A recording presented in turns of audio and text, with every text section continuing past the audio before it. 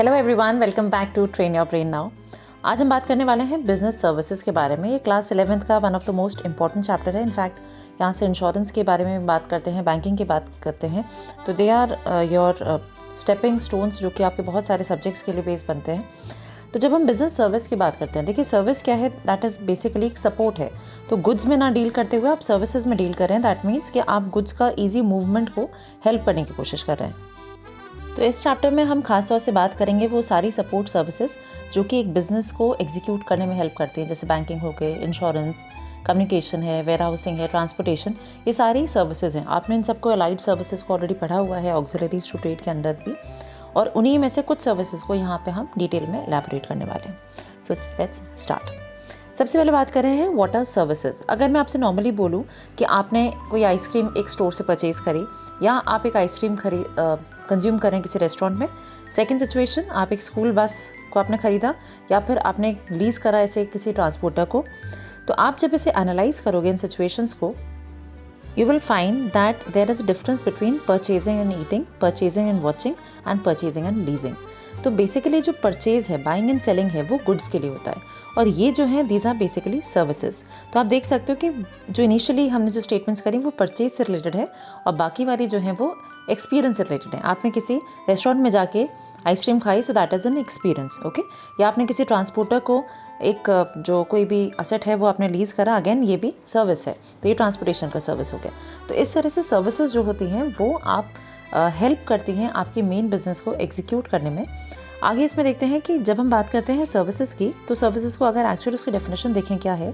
Services are economic activities that are intangible and imply interaction to be release between the service provider and the consumer. Services are those separately identifiable, essentially intangible activities that provide satisfaction of wants and are necessarily linked to the sale of a product or another service. Necessarily not linked to the sale or product of another service. तो service basically क्या है, हम उसे identify कर लेते हैं, but they are intangible. आप उन्हें देख नहीं सकते, you can just feel the service that is provided to you. Moreover goods क्या है, गुड्स टेंजिबल होते हैं, आप उन्हें टच कर सकते हैं, फील कर सकते हैं। सो गुड्स को हम परचेज करते हैं, एंड सर्विसेज को इट्स इंटेंजिबल। आगे अभी हम और भी बात करेंगे कि डिफरेंसेस क्या होते हैं सर्विसेज और गुड्स से related, but before that will be first talking about what are the various features, या कहें कि अगर कैरेक्टरिस्टिक्स हम देखना चाहते हैं सर्विसेज की तो वो क्या होती है। सबसे पहले आता है इंटेंजिबिलिटी, फिर है इनसेपरेबिलिटी, इनकंसिस्टेंसी, इन्वॉल्वमेंट और इन्वेंट्री। इन्हें लर्न करने का सबसे अच्छा तरीका यह है कि ये सारे इन से स्टार्ट हो रहे हैं, तो आप इसे नॉर्मली भी याद कर सकते हो कि इन 5, तो इन 5 से आपको याद आ जाने चाहिए। अब हमें डिटेल में एक एक को मैं आपको समझाऊंगी। They are very simple, you just have to pay attention here. So the first one is intangible. Intangible का मतलब है कि कोई चीज़ जिसे आप नहीं टच कर सकते, okay, something that which can not be touched. अब जैसे हम बोलें कि कोई डॉक्टर है, उसने ट्रीटमेंट दिया, तो ये इंटेंजिबल है। You can not touch the service, but you can at least feel, आपको मालूम पड़ जाएगा कि आपकी तबीयत ठीक हो रही है या नहीं। तो जो सर्विस है that is intangible. Second is inconsistence. Inconsistency का मतलब क्या है कि जो सर्विसेज हैं वो इनकंसिस्टेंट इन नेचर है। इसका मतलब क्या है कि कोई फिक्स टाइम नहीं है, कोई फिक्स सर्विस नहीं है, क्योंकि there is no fixed standardable product, कोई खास प्रोडक्ट नहीं है यहाँ पे, इसलिए ही जो आपकी सर्विस है वो भी आपकी अलग अलग हो सकती है। जैसे हम बोलें कि अगर कोई अलग अलग कस्टमर्स किसी जगह पे जा रहे हैं, तो कस्टमर की रिक्वायरमेंट के हिसाब से सर्विस उसे दी जाती है।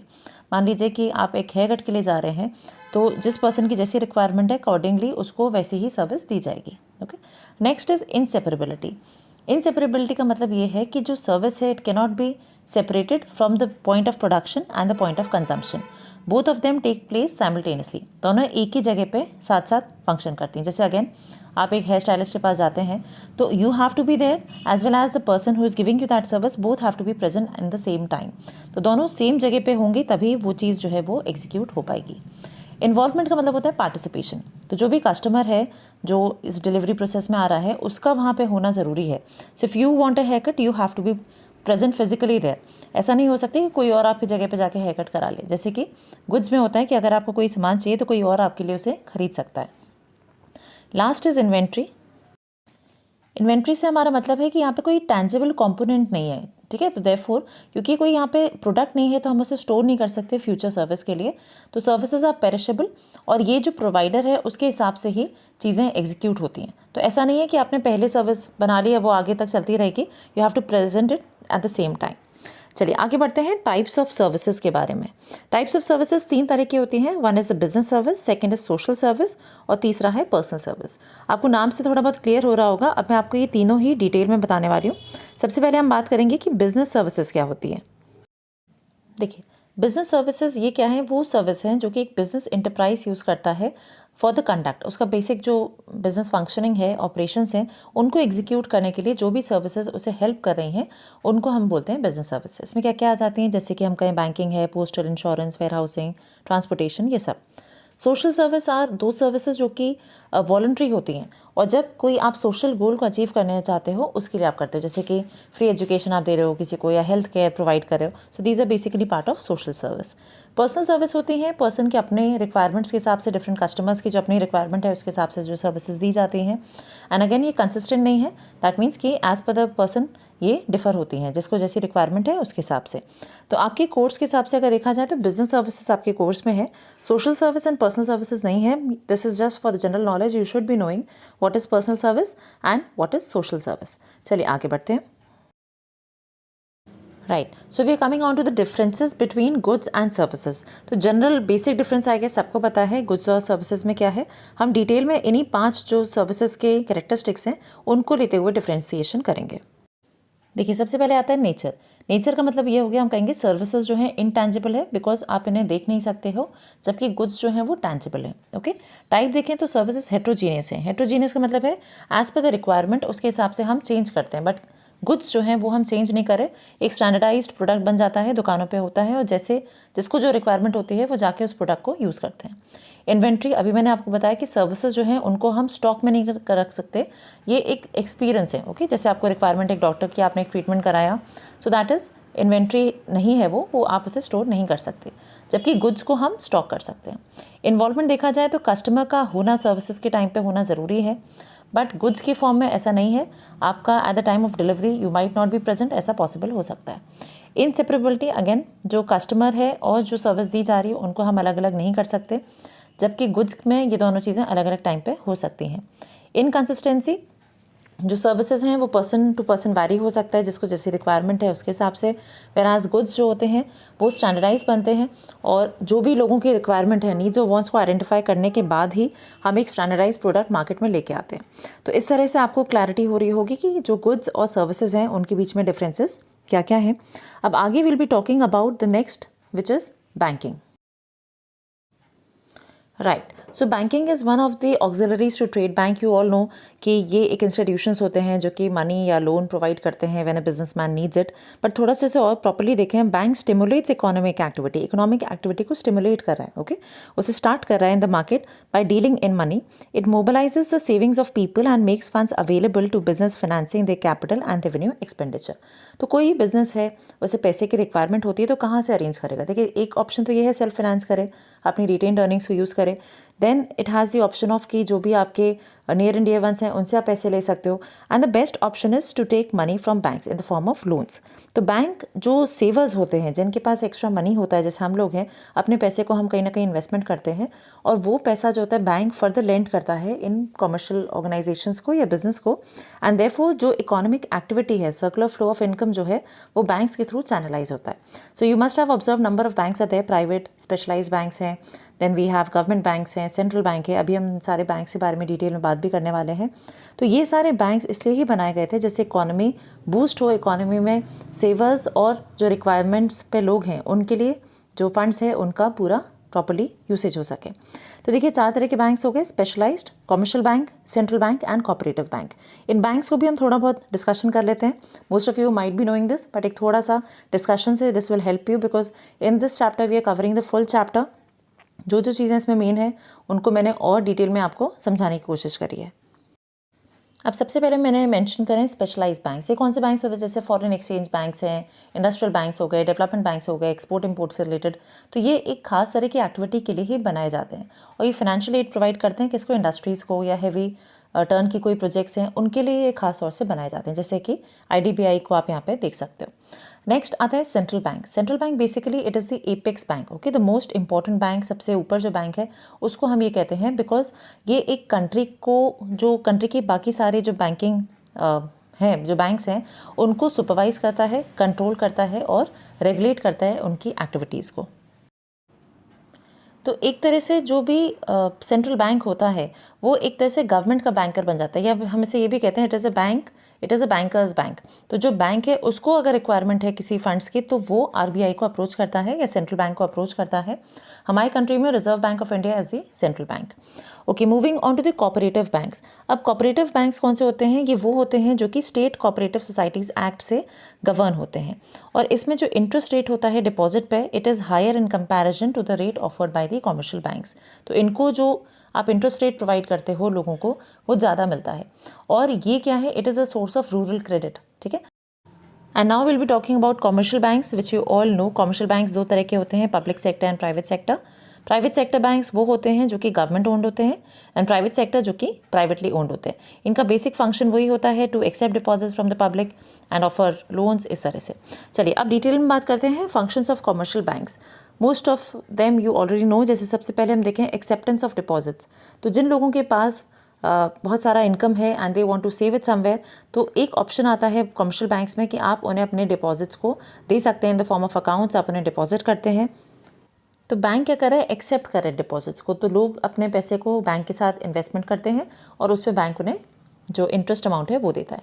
सेकंड आता है लेंडिंग ऑफ फंड्स। अब क्या है कि जैसे भी हमने बात करी कि बैंक्स जो होते हैं वो मनी को इवन एज लोन प्रोवाइड भी करते हैं बहुत सारे बिजनेस कंसर्न्स को, ट्रेड को, इंडस्ट्री को, ट्रांसपोर्ट, बहुत सारे तरह के बिजनेस हैं जिसमें कि लोगों को मनी की रिक्वायरमेंट होती है और उनको बैंक जो होती है फंड्स प्रोवाइड करती है। ओवरड्राफ्ट हो सकता है, कैश क्रेडिट हो सकता है। So there number of facilities जो कि एक बैंक प्रोवाइड करती है। फिर होता है चेक फैसिलिटी। चेक फैसिलिटी क्या है? It is a payment instrument जो कि बैंक यूज़ करती है to settle obligation on behalf of the customers. तो बहुत बार कस्टमर्स के जो काम है उनको भी बैंक कर देती है और चेक का जो पेमेंट है उसको भी एग्जीक्यूट करती है बैंक्स। ओके, अब इसमें होता क्या है? जब आपके अकाउंट में जो अकाउंट होल्डर है उसके अकाउंट से पैसा विड्रॉ होता है और इस इंस्ट्रूमेंट से बैंक गारंटी करती है कि जो भी अमाउंट है वो उसने पे कर दिया है। रेमिटेंस होता है कि आपने फर्दर किसी को पेमेंट करना, जैसे मान लीजिए कि आपने किसी और कंट्री में आप जॉब कर रहे हैं, वहाँ से आपने अपने कंट्री में पैसे को सेंड करा, so this is remittance of fund. Last आता है अलाइड सर्विसेज। अलाइड सर्विसेज होती हैं जो कि बहुत सारे एक्स्ट्रा फैसिलिटीज़ जो कि बैंक्स प्रोवाइड करते हैं, जैसे बिल पेमेंट कर देते हैं, लॉकर फैसिलिटी देते हैं, अंडरराइटिंग की सर्विसेज देते हैं। जब शेयर्स इशू करा जाता है तो शेयर्स का परचेज एंड सेल में भी हेल्प करते हैं। तो बैंक सिर्फ आपका जो बेसिक फंक्शन है एक्सेप्टिंग और लेंडिंग मनी का नहीं है, इसके अलावा अलाइड सर्विसेज भी बैंक्स बहुत सारे प्रोवाइड करते हैं टू इट्स कस्टमर्स।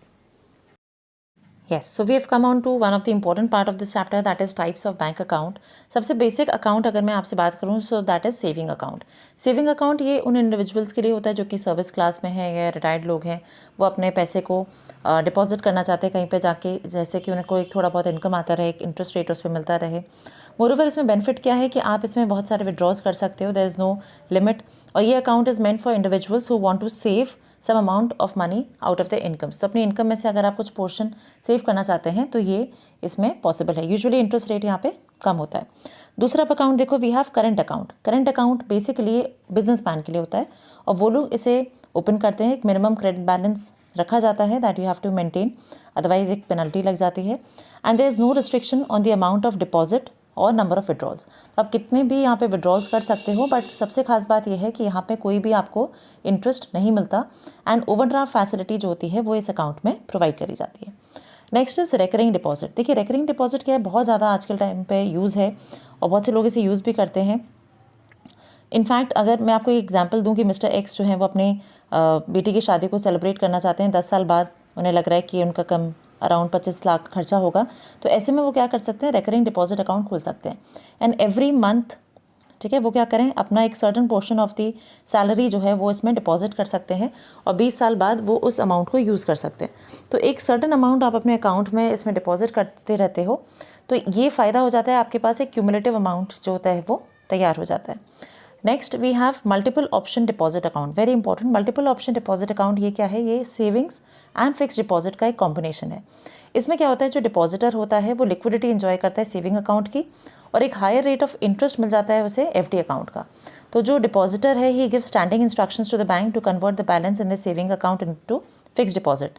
तो जो भी आपका सेविंग अकाउंट का एक्स्ट्रा बैलेंस बचता है वो एफडी अकाउंट में ट्रांसफ़र होकर जो एफडी का रेट है वो आपको रिसीव होता है। अब इस अकाउंट में फ़ायदा ये है कि मान लीजिए किसी की सेविंग अकाउंट में अगर पैसा नहीं है, करंट अकाउंट में से पैसा नहीं है, तो वो अमाउंट उसके जो एफडी अकाउंट है उसमें से भी ऑनर किया जा सकता है। So there is no hard and fast rule कि आपको उसी अकाउंट में से मनी को सेंड करना है, सेविंग में से नहीं है। तो MODA basically is combination of 2 accounts. Okay, so now we are coming on to the banking services. Banking services अभी हमने शुरू में ही बात करी थी, उनको अंदर अगर डिटेल करें तो हमारे पास 3 खास आ जाती हैं, बैंक ओवरड्राफ्ट, कैश क्रेडिट और बैंक ड्राफ्ट। तो बैंक ड्राफ्ट जो होता है वो एक बैंक से दूसरी बैंक पे ड्रॉ किया जाता है जब आपको कोई मनी सेंड करना है। कैश क्रेडिट और बैंक ओवरड्राफ्ट को मैं आपको थोड़ा सा डिटेल में समझाना चाहती हूँ। देखिए, बैंक ओवरड्राफ्ट एक तरह से क्या है, ये आप मनी को ओवरड्रॉ कर सकते हो अपने एक बैंक अकाउंट से, इवन अगर आपका बैंक का जो बैलेंस है वो ज़ीरो हो जाए। तो ऐसी सिचुएशन में हम कहते हैं इसे we say that the account is overdrawn. Okay, अब जब ओवरड्राफ्ट फैसिलिटी कोई लेता है तो एक फाइनेंशियल अकोमोडेशन है जिसमें कि करंट अकाउंट होल्डर को हम अलाउ कर रहे हैं कि वो ओवरड्रॉ कर रहा है, मतलब कि जितना बैलेंस उसके अकाउंट में है उससे भी ज़्यादा वो पैसे को विड्रॉ कर सकता है। बट ऐसा नहीं है कि हमेशा होता है, एक शॉर्ट टर्म बोरिंग का ऑप्शन है, करंट अकाउंट होल्डर्स को ही मिलता है और इसमें आपको कुछ ना कुछ कोलैटरल ज़रूर लगाना पड़ता है। सो ऐसा नहीं है कि आप इसे किसी भी अमाउंट पे ले सकते हैं। The interest is charge at the agreed rate. तो दोनों के बीच में जो बैंक है और जो कस्टमर है उनके बीच में एक अग्रीड रेट तैयार किया जाता है और उसके बेसिस से हम चार्ज करते हैं इंटरेस्ट। जो दूसरा आता है दैट इज़ कैश क्रेडिट। ये भी एक शॉर्ट टर्म लोन फैसिलिटी होती है जो कि कंपनी को दी जाती है। बहुत बार जो फार्मर्स वगैरह हैं वो भी इसे लेते हैं। ये भी एक फाइनेंशियल अकोमोडेशन ही है जिसमें कि आप एक एडवांस दे रहे हो, एक सेपरेट अकाउंट क्रिएट होता है इसमें। Okay, so we have a separate cash credit account जिसमें कि आप एक स्पेसिफाइड अमाउंट तक का एक क्रेडिट लेते हैं। अब बैंक इस तरह की जो फंडिंग है वो तभी प्रोवाइड करती है जब इधर आप कोई सिक्योरिटी रखते हो कोई गुड्स की, या फिर कोई 2-3 लोग आपके बारे में बताते हैं, वो गारंटी लेते हैं, तभी बैंक आपको इस तरह का जो कैश क्रेडिट है वो दे सकता है। ये भी शॉर्ट टर्म होता है, बिजनेस हाउसेस के लिए होता है और अगेन आप कुछ ना कुछ सिक्योरिटी देते हो। इंटरेस्ट रेट यहाँ पे भी डिसाइड किया जाता है। चलिए, अब आते हैं टाइप्स ऑफ डिजिटल पेमेंट के बारे में। बहुत सारे तरीके हैं आज की डेट में, even many of us are using these kinds. Debit card, credit card है, यूपीआई है, पॉइंट ऑफ सेल है, मोबाइल वॉलेट है, एटीएम को हम यूज़ करते हैं। इलेक्ट्रॉनिक जो फ़ंड ट्रांसफ़र है उसमें नेफ्ट एंड आरटीजीएस है। अब इन सबको हम डिटेल में कवर करते हैं। देखिए, डेबिट कार्ड क्या है, एक प्लास्टिक कार्ड होता है जो कि कार्ड होल्डर को एक इलेक्ट्रॉनिक एक्सेस देता है अपने बैंक अकाउंट को यूज़ करने के लिए। ये डायरेक्टली कनेक्ट कर देता है अकाउंट होल्डर को उसके बैंक अकाउंट से और इसमें इधर वो विड्रॉ कर सकता है या ट्रांसफ़र कर सकता है पैसे को, शॉपिंग कर सकता है, ट्रैवल कर सकता है। So there number of options जो कि आप डेबिट कार्ड से यूज़ कर सकते हो। डेबिट और क्रेडिट कार्ड में डिफरेंस क्या है? क्रेडिट कार्ड भी एक प्लास्टिक कार्ड होता है, इसमें भी आप पेमेंट करते हो, बट इसमें फैसिलिटी बैंक आपको ये देती है कि आप एक तरह से क्रेडिट दे रहा है बैंक आपको कि आप पेमेंट्स अभी कर लो, आप उसका मतलब जो भी आपके खर्चे हैं उन्हें आप अभी कर सकते हो, बट ये जो खर्चों का अमाउंट है वो बैंक आपसे बाद में चार्ज कर लेता है and you also have to pay interest rate on this. तो क्रेडिट अलाउ किया जाता है by the bank. Again it depends upon the credit worthiness of the person. आप कितनी जल्दी अपने क्रेडिट कार्ड के जो भी आपके एक्सपेंसेस हैं उनको आप पूरा कर देते हो। इसके बाद बात करें इलेक्ट्रॉनिक फ़ंड ट्रांसफ़र। ये क्या है? ये एक इलेक्ट्रॉनिक ट्रांसफ़र ऑफ मनी की फैसिलिटी है एक बैंक अकाउंट से दूसरे पे एंड ये कंप्यूटर बेस्ड होती है। अच्छा, इसमें जो 2 खास आते हैं that is NEFT, national electronic fund transfer, दूसरा होता है RTGS which is real time gross settlement. दोनों ही इंपॉर्टेंट है, दोनों ही बहुत ज़्यादा यूसेज भी होता है। पहले मैं आपको बताती हूँ real time gross settlement. Real time और ग्रॉस, रियल टाइम का मतलब ये है कि जैसे ही आपने कोई चीज़ एग्जीक्यूट करी वो ऑन द सेम टाइम उसे करेंगे without any wastage of time. Gross का मतलब है कि कोई 1-to-1 बेसिस ये होता है, इसमें मतलब बल्क ऑर्डर्स या बल्क कहें कि जो ट्रांजैक्शंस है उनको एक साथ ग्रुप नहीं किया जाता है। अब अगर किसी को आरटीजीएस करना है तो इसमें minimum amount is 2 lakh, but कोई अपर कैप नहीं है, कोई हाईएस्ट अमाउंट नहीं है और ये आपका 24/7 चलता है।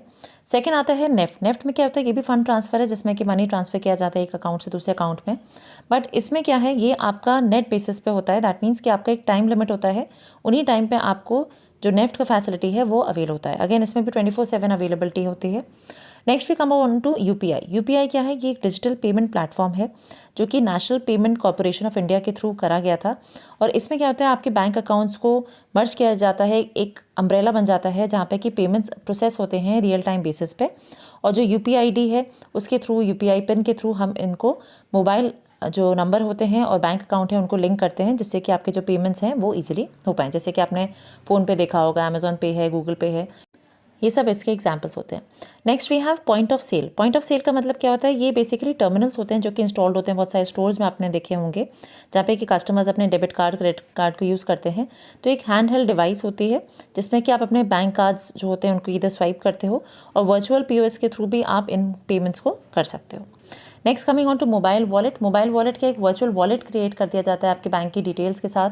आपकी सारी जो डिटेल्स उन्हें सेव किया जाता है मोबाइल ऐप में, और ये हेल्प करता है आपको अपना CVV नंबर जो होता है 4 डिजिट का, उसको आपको याद करने की प्रॉब्लम नहीं होती। आपके मोबाइल वॉलेट में ऑलरेडी कैश होता है, अमाउंट होता है जिसके थ्रू आप पेमेंट्स कर लेते हो।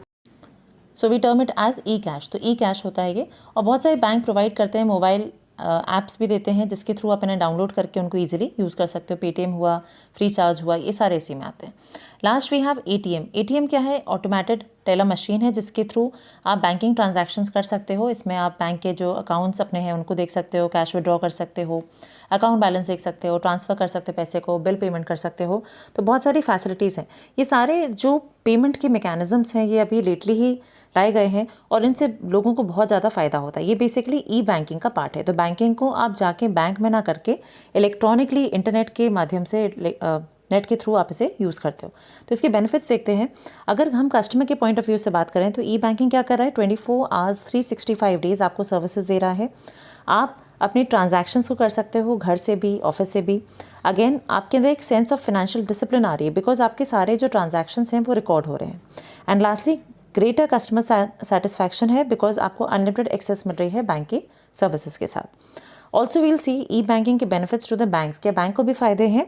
बैंक को क्या मिल रहा है? Competitive advantage. अगर कोई और बैंक ऐसी फैसिलिटीज़ नहीं दे रहा और कोई एक बैंक दे रहा है तो उसको बहुत सारे जो कस्टमर्स हैं वो अप्रोच करते हैं। ई बैंकिंग से अनलिमिटेड नेटवर्क हो जाता है बैंक के पास, उसको बहुत ज़्यादा ब्रांचेस बनाने की ज़रूरत नहीं है और जो लोड है ब्रांचेस पे वो भी रिड्यूस हो जाता है बिकॉज आपकी सारी एक्टिविटीज़ जो हैं वो बहुत सारे आपके जो इंटरनेट की फैसिलिटीज़ हैं उनके थ्रू अकम्प्लिश हो जाते हैं। So banks are also saved from बहुत ज़्यादा जो वर्क है वो उनका रिड्यूस हो जाता है because they have the services of electronic mode. Now coming on to types of insurance principles. इससे पहले मैं इंश्योरेंस प्रिंसिपल्स का ऑलरेडी एक वीडियो बना चुकी हूँ, यहाँ पे मैंने लिंक भी दिया है। अदरवाइज़ आप ट्रेन योर ब्रेन में जो क्लास 11th का बिजनेस इको ऐसे करके एक पूरा प्लेलिस्ट है, आप उसमें चेक कर सकते हैं। आपको बहुत सारे इसमें वीडियोस मिल जाएंगे और ख़ास तौर से you have to right now watch on insurance principles. तो सारी इंश्योरेंस की प्रिंसिपल्स आपको वहाँ पे कवरेज मिल जाएगी। इंश्योरेंस क्या होता है उसके बारे में बात करेंगे वहाँ पर, वैसे भी क्या हुआ है बट एक जनरल भी है। इंश्योरेंस बेसिकली आपके जो रिस्क है उसको कवर करता है। जो आपको डर होता है कि भाई ऐसा होगा या नहीं होगा, तो उसको थोड़ा बहुत एश्योरेंस देता है कि अगर वो चीज़ एग्जीक्यूट हो गई तो आपको उसका कुछ ना कुछ पेमेंट मिल जाएगा। तो जितनी प्रिंसिपल्स हैं उससे रिलेटेड कुछ क्वेश्चंस मैंने यहाँ पे रखे हैं। Let's see if you are able to answer. Mr. Rajiv took an insurance policy against his car and after 3 months he sold it to Mr. Kailash. The car was stolen from outside of Mr. Kailash's house. Mr. Rajiv made a claim to the insurance company. His claim was rejected on the ground that Mr. Rajiv was no longer the owner of the car, so he has no insurable interest and he has no financial loss with the loss of the car. What does principle of insurable interest state? What Mr. Rajiv right in making claim? Who should get the compensation. तो insurable interest की बात हो रही है। Insurable interest का मतलब ये है कि आपके पास एक पिक्यूलरी इंटरेस्ट होना चाहिए इन द प्रॉपर्टी और द पर्सन। जैसे कि अगर हम बोलें कि कोई पर्सन है, उसके पास एक कार है, तो उस कार के ना होने पे आपको फाइनेंशियल लॉस होना या उसके होने से आपको फ़ायदा हो रहा है, तब हम कहते हैं कि आपको इंश्योरेबल इंटरेस्ट है। जैसे कि यहाँ पर उसने बोला कि मिस्टर राजीव ने एक इंश्योरेबल पॉलिसी ली, इंश्योरेंस पॉलिसी ली अपनी कार के लिए, बट वो कार उन्होंने किसी और को बेच दी। So once he sold the car, he has already receive the amount of the car. Okay, अब कार को डैमेज होता है या कार को लॉस होता है, कार खो जाती है, तो इसका जो भी अगर अमाउंट मिलता है वो क्लेम मिलता है। So mister Rajiv will not be getting the claim will be passed on to Kailash. तो जो भी ओनर होगा उस प्रॉपर्टी का, उसको उसका जिस पे इंश्योरेबल इंटरेस्ट होगा, that person will be receiving. एक और केस देखते हैं। Transport company took an accident insurance policy for all it's vehicles. A truck of that company carrying oranges met with an accident.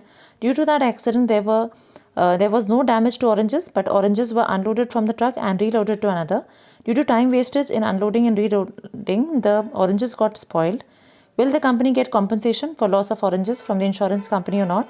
Which principle is related with this case? Explain the principle of insurance. तो ये 3 to 4 marks में आपका question हो सकता है। आपको case को पहले समझना ज़रूरी है। तो यहाँ पर उन्होंने बताया कि जो कंपनी है उसने एक एक्सीडेंट इंश्योरेंस पॉलिसी ली, बट जो ऑरेंजेस हैं वो ख़राब नहीं हुए ड्यू टू एक्सीडेंट। ओके, उनका डैमेज क्यों हुआ? क्योंकि वो एक ट्रक से दूसरी ट्रक में जो लोड अनलोड हो रहे थे उसमें उनका डैमेज हुआ। तो ऐसा जो डैमेज है उसका क्या पैसा मिलेगा कंपनी को या नहीं मिलेगा?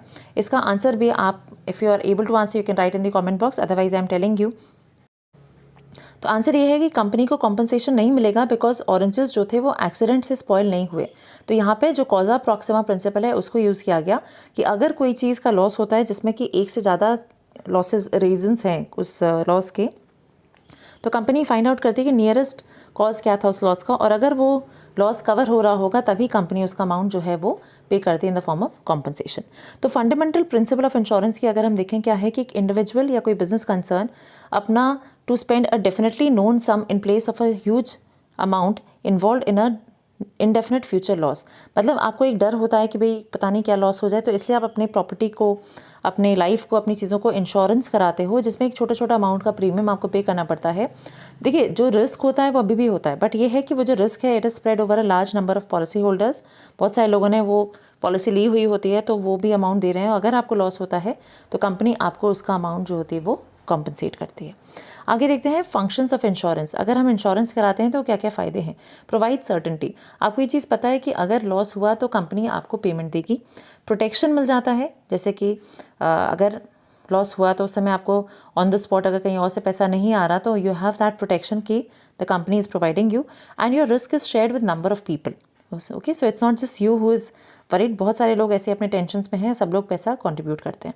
अब यहाँ पे मैंने एक प्रिंसिपल ऑफ कंट्रीब्यूशन का केस लिया। I want you people to understand this.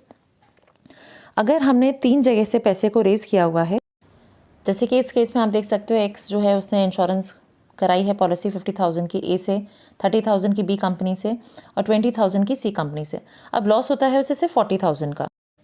तो क्या ये अमाउंट जो है 40,000 का तीनों कंपनीज पे करेंगे? यहाँ पे हम फायर इंश्योरेंस की बात करें तो एक्स जो है वो 20,000 से ज़्यादा नहीं ले सकता ए कंपनी से, 12,000 से ज़्यादा नहीं ले सकता बी से, एंड 8,000 से ज़्यादा नहीं ले सकता सी से। इसे कह रहे हैं प्रिंसिपल ऑफ कंट्रीब्यूशन। बट ये अमाउंट हमने कैसे कैलकुलेट किया? देखो क्या किया जाता है, जो आपने सम इंश्योरेंस कराया है, ओके, तो वो आप ऊपर रखते हो, उसके नीचे दैट मीन्स जो बिलो दी डिवाइड लाइन होता है उसमें आप रखते हो टोटल अमाउंट ऑफ इंश्योरेंस। जैसे कि यहाँ पे 50,000 है, दूसरी कंपनी से 30 का कराया और तीसरे से आपने 20 का कराया, तो 50,000 अपॉन 50,000 प्लस 30,000 प्लस 20,000 इंटू 40,000। 40,000 क्या है? जो अमाउंट ऑफ लॉस जो आपको हुआ है वो, तो इससे 20,000 अमाउंट आ गया। इसी तरह से आप लाइबिलिटी जो बी कंपनी की है वो भी कैलकुलेट करोगे। तो बी से आप कितना का इंश्योरेंस ले रहे हो? 30,000 का, upon the total amount of insurance that is 50,000 plus 30 plus 20 again into the amount of insurance of loss, and that will be 12,000 जो कि आपका अमाउंट रिसीव होगा। तो इस तरह से हम कॉन्ट्रीब्यूशन प्रिंसिपल को अप्लाई करते हैं। बात करते हैं लाइफ इंश्योरेंस की। ये क्या है? ये कॉन्ट्रैक्ट है जिसमें कि जो इंश्योरर है, इंश्योरर होता है जो पर्सन जो इंश्योरेंस करा रहा है, in consideration of a certain premium either in lump sum और पीरियोडिक पेमेंट, दोनों तरह से आप पेमेंट कर सकते हैं। वो अश्योर करता है, जो कंपनी है वो अश्योर करती है कि अगर आप ऐसे रेगुलर पेमेंट करते रहेंगे तो अगर आपके यहाँ कोई मिस हैपनिंग होती है तो कंपनी आपकी जो फैमिली मेम्बर है, जो भी उसमें नॉमिनी है, उसको पेमेंट करते हैं। अब लाइफ इंश्योरेंस के एलिमेंट्स क्या है? एलिमेंट्स में आप देखोगे ये बेसिकली वही जो पॉलिसीज़ हैं, जो हमारी प्रिंसिपल्स हैं, उन्हीं को यूज़ करा गया है। सबसे पहले आता है कि जो लाइफ इंश्योरेंस है it is a contract of utmost good faith. Utmost good faith का मतलब ये है कि you have to be vocal about all the material facts, both the insurer and the insurance, the insurer and the insured. अब आता है without insurable interest. जैसे मैंने अभी आपको बताया इंश्योरेबल इंटरेस्ट होना बहुत ज़रूरी है लाइफ इंश्योरेंस में, बट इसमें एक चीज़ है कि जब आप इंश्योरेंस ले रहे हैं तब आपका उस चीज़ में इंश्योरेबल इंटरेस्ट होना चाहिए, but not necessary at the time जब उस चीज़ की मैच्योरिटी होती है, तब ज़रूरी नहीं है कि वहाँ पे इंश्योरेबल इंटरेस्ट हो। इसी में आगे देखिए, life insurance is not a contract of indemnity. Indemnity का मतलब होता है लॉस को मेजर कर पाना, तो जितना भी आपका लॉस हुआ है उतना ही आपको पेमेंट होगा। लाइफ इंश्योरेंस में we don't say because it can not be measured, किसी की लाइफ में आपको कितना लॉस हुआ है उसकी फैमिली को, that can not be measured. अब टेस्ट ऑफ ब्रेन का एक क्वेश्चन मैं आपके लिए लेके आई हूँ, what is the difference between reinsurance and double insurance? So if you know the answer do write in the comment box. वैसे करेक्ट आंसर मैं आपको वीडियो के एंड में बताऊँगी ही, but I want you people to answer the right difference between reinsurance and double insurance. Okay, further moving on to the types of insurance, we covered about life insurance. Now fire insurance. Fire insurance क्या है? Contract होता है जिसमें insurance जो company है, आप उसे payment करते हो, प्रीमियम्स पे करते हो, तो वो अंडरटेक करती है कि अगर आपका कोई भी गुड लॉस हुआ, ओके, गुड मतलब जो प्रॉपर्टी है उसमें लॉस हुआ या डैमेज हुआ ड्यू टू फायर, और ये यूजुअली 1 साल के पीरियड के लिए होता है जिससे आप रिन्यू करा सकते हो, तो कंपनी ऐसे में आपको पेमेंट करती है ऑफ दैट लॉस। इसके भी हमें कंडीशंस देखनी है। There must be actual loss, the fire must be accidental and non intentional, मतलब एक्चुअली में लॉस होना चाहिए। और दूसरी चीज़ ये है कि फायर जो हो वो एक्सीडेंटल हो। अगर किसी ने जानबूझ के वहाँ पे फायर जैसी सिचुएशन क्रिएट करी और से आग लगी, तो वो वहाँ पे आपको उस चीज़ का अमाउंट नहीं मिलता।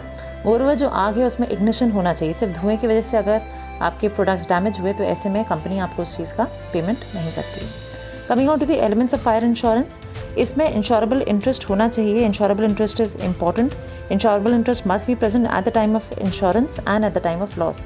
तो जैसे लाइफ में था कि at the time of maturity ना हो तो कोई बात नहीं है, यहाँ पे ऐसा नहीं है, आपको दोनों ही टाइम पे इंश्योरेंस होना, इंश्योरेबल इंटरेस्ट होना ज़रूरी है। ये भी फायर इंश्योरेंस जो है contract of utmost good faith है, दैट इज़ यूबरमेरिन फिडाई इसमें आता है। Next is it is a contract of strict indemnity. Strict indemnity का मतलब ये हुआ कि जो भी लॉस है उतना ही आपको अमाउंट पे होगा। It will not be more than the amount of loss और the amount of policy, whichever is less वो ही पे किया जाता है। और कॉम्पनसेट तभी किया जाता है जब प्रॉक्सिमेट कॉज जो है डैमेज का वो फायर हो, अदरवाइज नहीं। नेक्स्ट आता है मरीन इंश्योरेंस। ये 3 तरह की इंश्योरेंस आपको पता होनी चाहिए। मरीन इंश्योरेंस देखिए बहुत बार क्या होता है, एक्सपोर्ट इंपोर्ट का बिजनेस भी होता है लोगों का, या आप सामान कहीं बाहर भेज रहे होते हो, तो जब सी का ट्रांसपोर्ट के थ्रू आप कोई शिपिंग कॉर्पोरेशंस हैं तो वो यूजुअली ऐसे में इंश्योरेंस करा लेती हैं, शिप का, कार्गो का, अपना जो फ्रेट है उसका इंश्योरेंस कराते हैं, जिससे कि अगर कोई डैमेज होता है तो ऐसे में कंपनी उसको पेमेंट कर दे। अब कुछ डिफरेंसेस पे बात करेंगे। यहाँ पे मैंने बेसिस आपके पास शेयर करे हुए हैं और इनसे ही हम आइडेंटिफाई करेंगे। You should also try along with me and see whether you are answering correctly और नॉट। तो जो हमारा पहला बेस है that is subject matter. Subject matter जब हम लाइफ इंश्योरेंस की बात करते हैं, आपको पता है इसमें लाइफ है। फायर इंश्योरेंस में जो भी फिजिकल प्रॉपर्टी जिसका हम इंश्योरेंस करा रहे हैं, और मरीन में हो जाता है या तो शिप होगा या कार्गो होगा, दैट इज़ द गुड्स और द फ्रेट। सेकेंड आता है एलिमेंट। एलिमेंट का मतलब है किस चीज़ का आप इंश्योरेंस करा रहे हो, वो प्रोटेक्शन है या इन्वेस्टमेंट। तो देखिए लाइफ इंश्योरेंस जो है वो प्रोटेक्शन भी आता है, इसमें इन्वेस्टमेंट भी है, बिकॉज अगर किसी पर्सन की जो भी उसने टाइम के लिए इंश्योरेंस कराया अगर उसकी डेथ नहीं होती है तो वो अमाउंट उसे मिल जाता है, तो ये एक तरह से आपका इन्वेस्टमेंट भी है। फायर इंश्योरेंस में नहीं है, मैंने अभी आपको बताया था कि 1 ईयर का है, अगर आप चाहें तो रिन्यू करा लीजिए, अदरवाइज वो जो अमाउंट है वो आपका लैप्स हो जाता है। इवन मरीन इंश्योरेंस में भी it is only protection and there is no investment. तीसरी बात करते हैं इंश्योरेबल इंटरेस्ट की। इंश्योरेबल इंटरेस्ट जो लाइफ इंश्योरेंस में है, it should be there at the time of taking the policy, not necessary when the claim falls due. Fire insurance में दोनों टाइम पे होना चाहिए, जब आप इंश्योरेंस ले रहे हैं as well as when the claim falls. और मरीन इंश्योरेंस में क्या है, जब लॉस हो रहा है उस टाइम पे आपको ज़रूर इंश्योरेबल इंटरेस्ट होना चाहिए। ड्यूरेशन की बात करें तो ये बहुत टाइम के लिए हो सकता है। लाइफ इंश्योरेंस 1 साल हो सकता है, उससे ऊपर भी हो सकता है, 5 साल, 10 साल, 30 साल, कुछ भी हो सकता है। फायर इंश्योरेंस यूजुअली 1 साल से ऊपर नहीं होता है। मरीन इंश्योरेंस यूजुअली 1 ईयर का होता है या वॉयज के बेसिस से होता है, मतलब कितना जो ट्रिप्स हैं उसके बेसिस से होता है। नेक्स्ट हम बात करते हैं लॉस मेजरमेंट। जैसे मैंने आपको बताया लाइफ इंश्योरेंस इंडेमनिटी का कॉन्ट्रैक्ट नहीं है। We can not measure the loss of the life of the person जिसकी डेथ हुई है to the family. Loss is measurable in fire and even in marine में आप उसे एस्टिमेट कर सकते हो, कैलकुलेट कर लेते हो कि कितना आपका इसमें लॉस होगा। इंडेमनिटी क्या है, life insurance is not based on the principle of indemnity. मैंने आपको भी बताया, क्योंकि नहीं पता किसकी लाइफ कब तक है और कितना अमाउंट का लॉस होगा। You are just compensated with the amount of policy जो आपने कराई है। इंडेमनिटी फायर इंश्योरेंस में भी होती है और मरीन इंश्योरेंस में भी होती है। सरेंडर वैल्यू का मतलब ये है कि क्या आप अपनी पॉलिसी को टाइम से पहले ब्रेक कर सकते हो, तो लाइफ इंश्योरेंस में ऐसा पॉसिबल है, फायर में ऐसा नहीं होता, and not even in marine insurance. तो वहाँ पे आप अगर ब्रेक करते हो तो आपको पॉलिसी का अमाउंट जो होता है वो रिसीव यूजुअली नहीं किया जाता है। So that's all for life, fire and marine insurance. If you have any doubts you can please mention in the comment box, I will try to help you. आगे जो मैंने आपसे क्वेश्चन की बात करी थी उस पर भी मैं डिस्कशन करूँगी। I hope you remember we talked about reinsurance and double insurance. So thank you so much, but first I want to tell you about these 2 differences.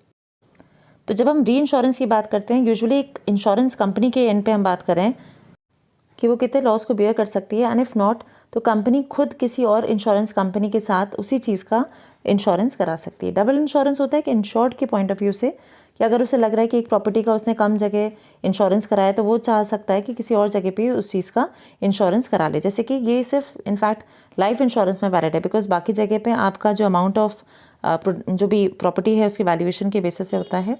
Life insurance में आप एक से ज़्यादा जगह पे इंश्योरेंस करा सकते हो। So thank you so much for watching the video and please do subscribe the channel. Take care, bye bye.